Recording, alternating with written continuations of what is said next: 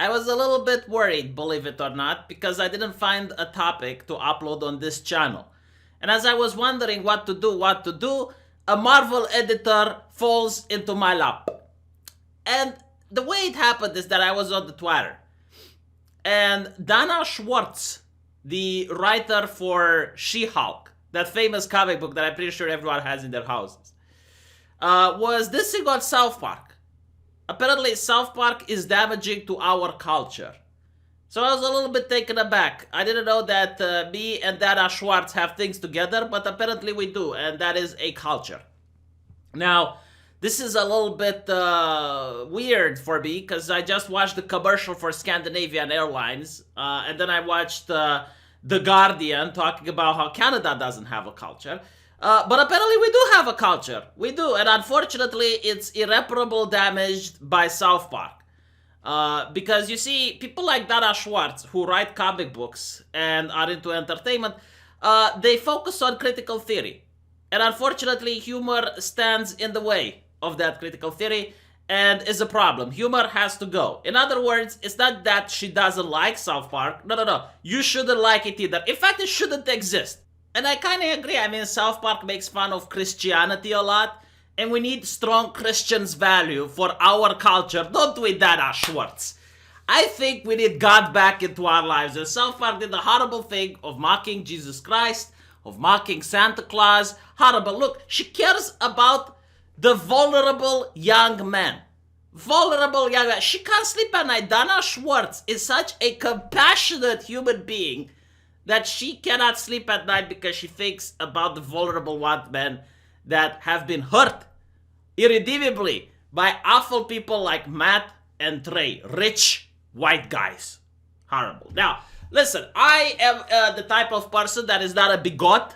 I'm not into bigotry. I like to inform myself upon other philosophies, upon other ways of viewing the world. And as such, who can I get wisdom from? What do we do when we are in the desperate hour of need? When our moral compass is broken? Who do we turn to? Why, the Marvel editors, of course. The people who write comic books. So I wanted to see what else has Dana Schwartz written. If South Park is wrong, what is the correct way? The White Man's Guide to White Male Writers of the Western Canon. But what is white, Dana Schwartz? What do you mean by white? What exactly is white? I'm generally curious. Like, do you have a 23andMe test that you run around and you ask people for their ancestry?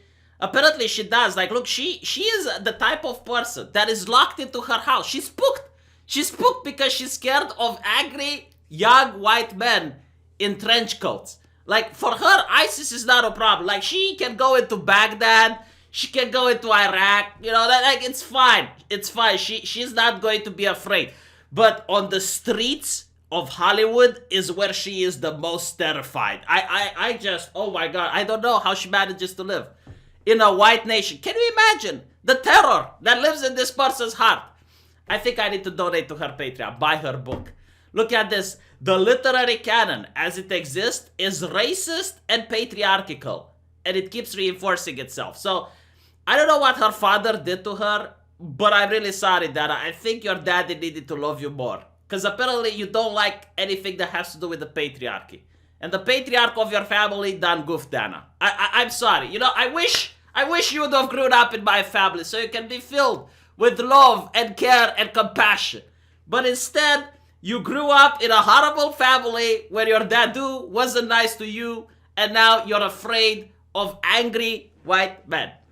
I'm just warning all of you now that when the White Man's Guide comes out in November, I'm going to start tweeting some very provocative literary takes just because it's really funny to me when threatened white men get very mad. Now, this is what I like to call manual labor. You know, we have this expression in Romania, manual labor. It's like things that you do to yourself. Like, the thing that scares you the most are angry white men. And you stay on the Twitter in order to anger said white men. I don't know what to say. Like, this is a book that I want to write now. The Intricate Mind of Dana Schwartz. I think it would be a bestseller. I think just like this person is so interesting to me now. Like, this is a case study. When I go to my friends that work at the psychiatric ward, I will show to them Dana Schwartz's Twitter avatar so they can all, bunch up in front of a computer and go like, wow, that's interesting. So you're saying she has a phobia of angry young people that happen to be Caucasian, and her goal in life is to create more angry Caucasian. Like, I think this is a person that loves to be afraid. I think she likes to be afraid. What do you think, guys? Like, I'm genuinely curious. Literally, I am. So she also says our ideas of what the important books are wasn't built in a vacuum. Oh my God. They were created back in time when books by women and people of color, yellow people, blue people, and red people, were inherently thought of as lesser. The gatekeepers were white men. See, she already 23andMe'd them. Who were biased in favor of their own perspective. So, in other words, the intricate mind of Dana Schwartz, she thinks that white men are like the Borg.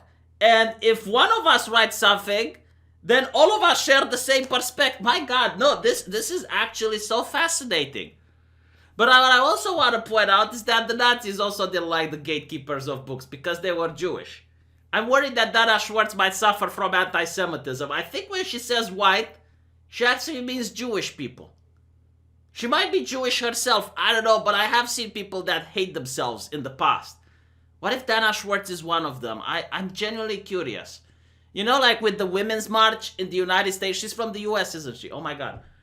Like the Women's March, they didn't like it that it was too white. And then you find out that the real reason they didn't like it was because they were Jewish. Like this is how they hide their anti-Semitism. It's a dog whistle. When they say white people, they actually mean Jewish. Horrible. Never again, Dana Schwartz. Never again. Look at this. I get scared when I'm walking alone and I see a drunk frat guy type staring at me.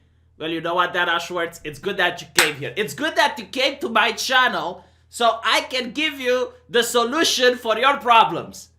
Put on a burqa, and then he's going to be afraid of you. Now, she also tweets a lot about movies and other stuff. You know what she doesn't tweet that much about? Her comic book. And I find that to be really interesting. Like, why is it that these people who work for Marvel talk about politics as if they work for CNN, but rarely, and if ever, talk about the thing that they want to sell, their comic books? I'm genuinely curious, like, how does it get to this point? Like, can you imagine having her as a colleague? No, seriously. This is why, whenever you see the dog whistles and the social justice infiltration in a corporation, they start putting out shit products that don't sell. It's not because of social justice in itself. No, it's because these people are raging bigots. And they're insufferable. And all of the talent from the company runs away. They would rather get a lower wage at a different company than to be a colleague of a person like this. Can you imagine? Like, she would look at me, not know anything about me, but she would 23andMe me, and it's like, oh my God, he's Caucasian! He's Caucasian! Ah! Why would I want to work next to such a bigot?